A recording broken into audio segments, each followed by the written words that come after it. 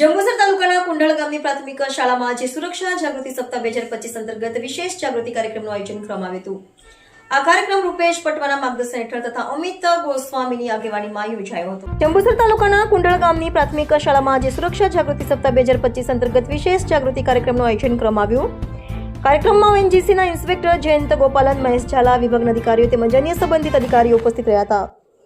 કાર્યક્રમ દરમિયાન અધિકારીઓ તથા ગ્રામજનોને સુરક્ષા સંબંધિત મહત્વપૂર્ણ માહિતી આપવામાં આવી હતી। સુરક્ષા વિષયક માર્ગદર્શન, પ્રશ્નોત્તરી તેમજ વિવિધ પ્રવૃત્તિઓ દ્વારા જાગૃતિ ફેલાવવામાં આવી। આ અવસરે દીપ પ્રાગટ્ય કરીને કાર્યક્રમની શરૂઆત કરવામાં આવી હતી તથા ઉપસ્થિત મહેમાનોનું સ્વાગત કરવામાં આવ્યું હતું। કાર્યક્રમનો મુખ્ય હેતુ બાળકો તથા ગ્રામજનોમાં સુરક્ષા અને જાગૃતિ લાવવાનો અને સલામત જીવનશૈલી અપનાવવા પ્રેરણા આપવાનો રહ્યો। કાર્યક્રમમાં શાળા સ્ટાફ, વિદ્યાર્થીઓ તથા ગ્રામજનોએ મોટી સંખ્યામાં ભાગ લઈ કાર્યક્રમને સફળ બનાવ્યો હતો।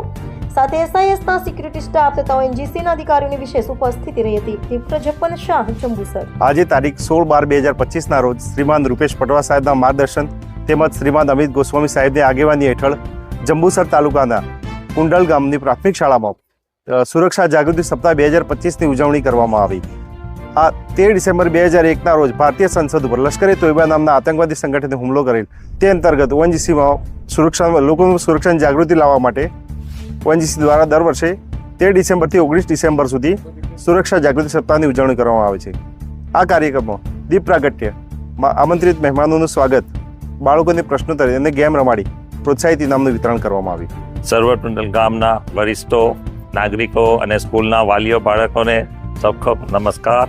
અને આજનું સુરક્ષા અભિયાનનું એક અઠવાડિયું ઉજવીએ છીએ, પણ એ સુરક્ષાનું અભિયાન એક અઠવાડિયા માટે નથી, એ દરરોજ માટે છે। એટલે સર્વ બાળકોને, સર્વ ગામના નાગરિકો અને બધાને કે જાગૃત રહે।